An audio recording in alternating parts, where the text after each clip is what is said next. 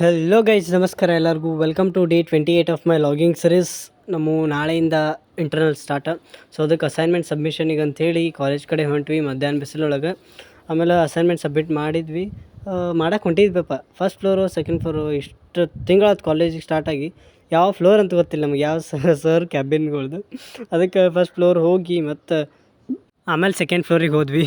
ನನಗೆ ಎಷ್ಟು ಚೀಪ್ ಅನಿಸ್ಬಿಡ್ತು ಅಂದರೆ ಆಮೇಲೆ ಸ್ವಲ್ಪ ಹಂಗೆ ಈಗ ಮಾಡಲ್ಸ್ ಓದಾಕೆ ಪ್ರಿಂಟ್ ತೆಗೆಸ್ಕೊಂಡು ಇವರಿಬ್ಬರದು ಅಟೆಂಡೆನ್ಸ್ ಶಾರ್ಟೇಜ್ ಇತ್ತು.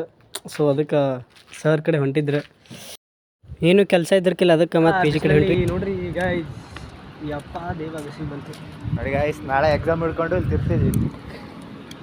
ಪಿ ಜಿಗೆ ಹೋಗಿ ಇವಾಗ ನಮ್ಮ ಕ್ಲಾಸಿಂದ ಇನ್ನೋಸೆಂಟ್ ಬಾಯ್ನ ಭೇಟಿ ಆದ್ವಿ. ಅದನ್ನ ಅಸೈನ್ಮೆಂಟ್ ಕೊಟ್ಟು ಉಳ್ಕೊತಿ. ಜಾತ್ರೆ ಮಾಡೋದು. ಅಸೈನ್ಮೆಂಟ್ ಫ್ರಂಟ್ ಪೇಜ್ ಫುಲ್ ಜಾತ್ರೆ ಮಾಡ್ಯಾನ್ರಿ. ನೋಡ್ಬೇಕಿತ್ತು ನೀವು ಅದನ್ನು, ಒಟ್ಟು ತೋರ್ಸಕ್ಕೆ ಬಿಡತ್ತೇ ಇಲ್ಲ. ಫುಲ್ ದಬ್ಬಾಕ್ ಬಂದಾನ ಅದನ್ನು ಸರ್ ಕ್ಯಾಬಿನ್ ಒಳಗೆ.